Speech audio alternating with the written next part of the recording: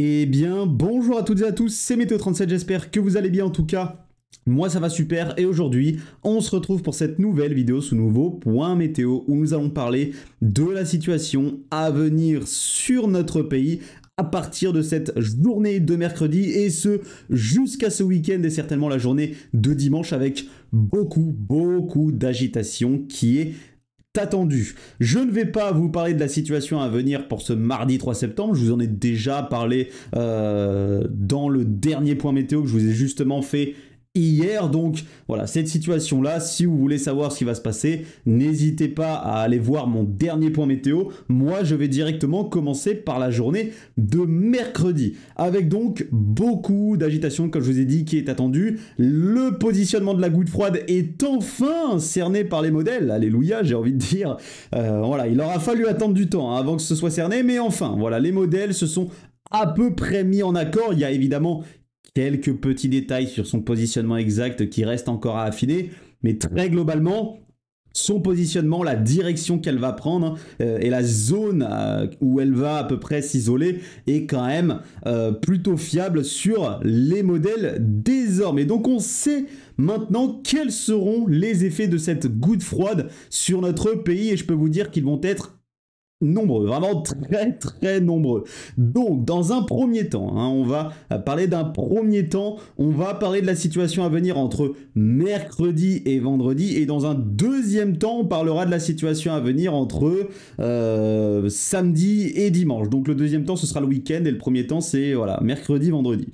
Donc dans un premier temps, notre goutte froide elle va arriver depuis la Méditerranée en attendant du côté du sud-est du pays durant cette journée de mercredi, prudence à de nouveaux orages qui sont attendus sur un bon quart sud-est, encore une fois. Des orages qui pourraient être localement forts, accompagnés de fortes pluies et de grêles et d'une bonne activité électrique. Donc soyez prudents, encore une fois, du côté du quart sud-est à ces orages qui sont attendus. On voit très bien ce flux de sud-ouest qui est toujours en place du côté notamment des régions de l'est du pays et donc des conditions bien favorables au développement de ces orages. Alors le dynamisme n'est pas énorme, on n'est pas sur un dynamisme voilà, qui est vraiment exceptionnel du côté des régions du sud-est, c'est un dynamisme faible à modéré avec des conditions donc, qui restent quand même favorables, apport d'humidité, flux de sud-ouest, donc ce sont des orages qui voilà, parfois pourraient être forts sans plus du côté des régions du sud-est pour la journée de mercredi. Ensuite, donc notre goutte froide, elle va continuer à glisser progressivement du côté du Royaume-Uni durant la journée soirée de mercredi et dans un même temps, on va surveiller la situation à venir du côté de la Méditerranée. C'est là que tout va commencer, notamment à partir de cette journée de mercredi. C'est là que la forte agitation dont on parle depuis quelques jours va commencer. Une dégradation orageuse va se développer entre les côtes est de l'Espagne et les Baléares. Cette dégradation orageuse, elle va se développer dans un environnement plus que favorable à des orages violents avec là un dynamisme beaucoup plus important, une dégradation orageuse qui sera d'ailleurs pilotée par une petite dépression de surface ici, vous la voyez à 1010 hectopascal. Cette dépression elle va jouer un rôle majeur sur ce qui va se passer du côté de la Méditerranée également. Elle va permettre la convergence, piloter cette dégradation orageuse, donc une dégradation qui s'annonce violente, accompagnée de fortes rafales de vent, de surtout beaucoup de pluie. Ce qu'il faut savoir, c'est que la Méditerranée est très chaude, donc l'évaporation est très importante, donc l'apport d'humidité pour les dégradations orageuses sera extrêmement importante, des quantités d'eau précipitable qui seront très importantes du côté de la Méditerranée, donc attendez-vous à une dégradation orageuse très pluvieuse, en plus accompagnée de fortes rafales de vent. Mais c'est vraiment surtout l'aspect pluvieux que l'on va surveiller du côté de chez nous, côté français, puisque cette dégradation orageuse qui va se développer entre côte est espagnole, enfin côte est de l'Espagne et Baléares, elle va remonter avec ce flux orienté un petit peu plus au sud-ouest du côté de la Côte d'Azur et de la Corse. Donc sur ces secteurs-là, prudence à quand même de violentes rafales de vent, une situation qu'il va falloir affiner et je vous referai donc certainement un point météo demain matin, mais en tout cas on attend de bonnes rafales de vent, de la grêle au passage de ces orages, notamment côté Corse et évidemment beaucoup de pluie, beaucoup de pluie. On va vraiment surveiller les cumuls et les possibilités d'inondations et de crues, notamment du côté d'un gros quart sud-ouest de notre pays entre mercredi et jeudi. Donc cette dégradation orageuse, voilà, elle va arriver depuis la Méditerranée, pilotée par cette petite dépression.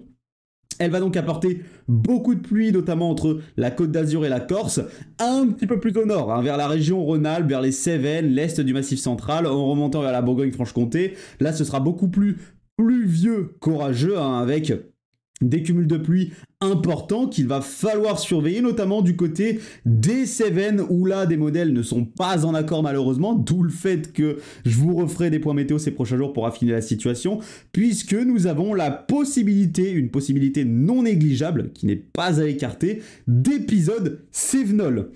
On a certains modèles qui réagissent du côté des Cévennes. On a par exemple GFS, GFS qui modélise des cumuls en 15-16 heures entre mercredi soir et jeudi matin, qui pourraient atteindre, voire même localement dépasser, les 100 mm du côté des Cévennes. Idem pour le modèle UCMO. Donc on a des modèles, voilà, qui réagissent fortement du côté de la Méditerranée et des Cévennes. Donc il va falloir surveiller la possibilité d'épisodes cévenol ou méditerranéens. Ce n'est pas encore confirmé. Je vous en reparlerai donc dans le point météo de demain matin. Mais c'est un risque qui est, je le répète, non négligeable. Donc pour l'instant, on ne peut pas l'écarter. Ensuite, cette fameuse goutte froide, donc elle va arriver donc depuis le Royaume-Uni, vous voyez, durant la journée de jeudi. Elle va passer proche des côtes ouest de notre pays et ensuite elle va venir se positionner proche des côtes nord-ouest de l'Espagne.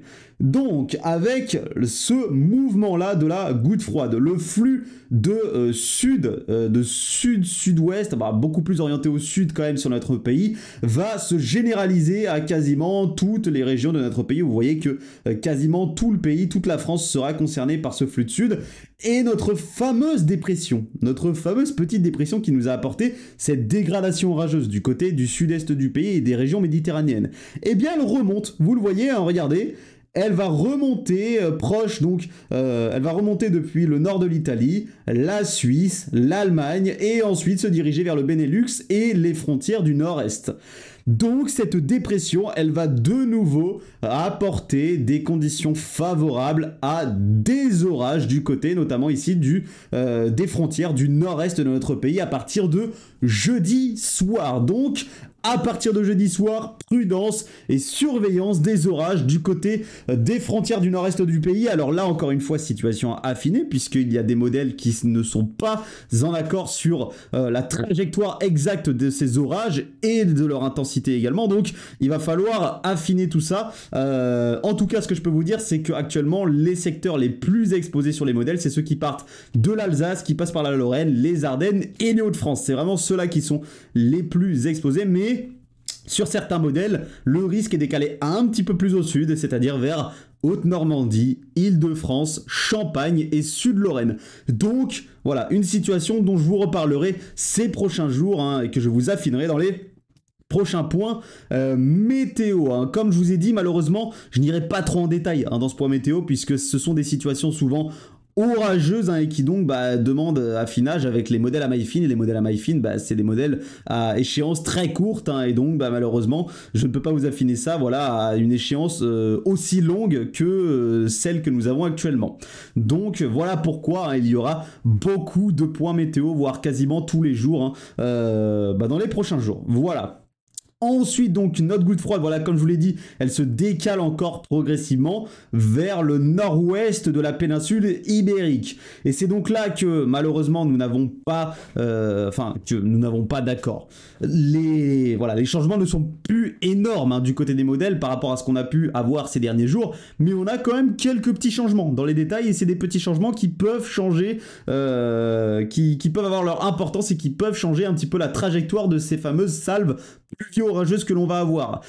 En tout cas, ce qu'il faut savoir, c'est qu'à partir notamment de ce week-end, une nouvelle salve pluvio-orageuse est attendue. Hein, je vous le dis, notamment à partir de la journée de samedi, avec encore une fois une petite dépression de surface qui pourrait venir piloter cette dégradation, alors là, plus orageuse que pluvieuse, je vous le dis, hein, une dégradation orageuse qui se développerait donc depuis le sud-ouest, qui remonterait vers le nord de la Nouvelle-Aquitaine, potentiellement une partie du Limousin, la région centre, l'Île-de-France, et on verrait, il y a certains modèles qui voient cette dégradation remonter potentiellement ici vers les régions du nord. En tout cas, ce qu'il faut savoir, c'est que la plupart des modèles sont en accord sur la venue de cette dégradation orageuse, notamment à partir de cette journée de samedi depuis le sud-ouest et qui remonterait ici vers la région centre et l'Île-de-France.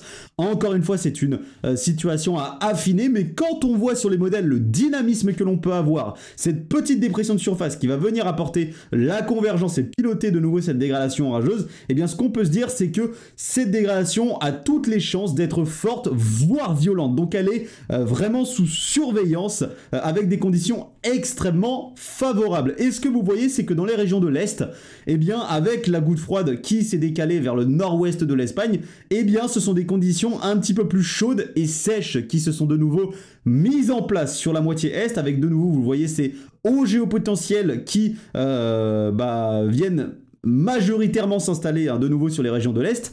Et donc, de nouveau, attendez-vous à un temps plus chaud et potentiellement plus sec en allant vers le week-end du côté des régions de l'Est, un repos bien mérité par rapport à la situation que l'on va avoir entre mercredi et vendredi sur ces mêmes régions. Donc, prudence du côté de l'Est, surtout à cette fameuse dégradation pluvio-orageuse qui va apporter beaucoup de pluie, des risques d'inondation et de crues évidemment, notamment du côté du sud-est et du centre-est. D'ailleurs, cette fameuse dégradation pluvio-orageuse, avec donc le mouvement de la goutte froide, avec le mouvement du flux, elle va certainement remonter vers l'Île-de-France et la Haute-Normandie de façon beaucoup plus affaiblie durant la journée de jeudi. Donc sur ces régions-là, on attend des cumuls qui pourraient atteindre entre 20 et 40 mm.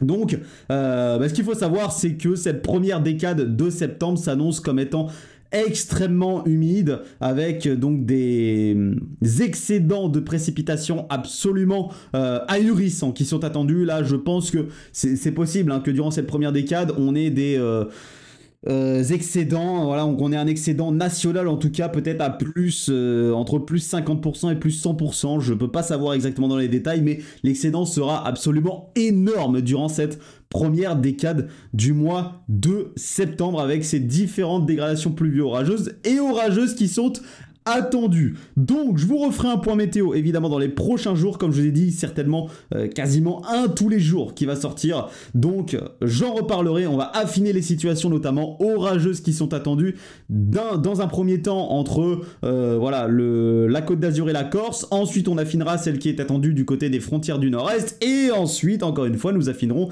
celle qui est attendue entre le sud-ouest, la région centre, l'Île-de-France. On verra bien la trajectoire exacte qu'elle pourrait avoir, mais on surveillera fortement également cette dégradation orageuse. Merci à tous donc d'avoir suivi ce point météo. Vous vous rendez bien compte, il y a beaucoup de choses à dire. Donc c'est normal si parfois, peut-être nous pouvons oublier certains détails. Il y a certains détails qu'on peut oublier, mais globalement je pense avoir tout dit dans ce point météo. Merci à tous donc de l'avoir suivi. On se retrouve demain matin. C'était Météo 37. Bye tout le monde.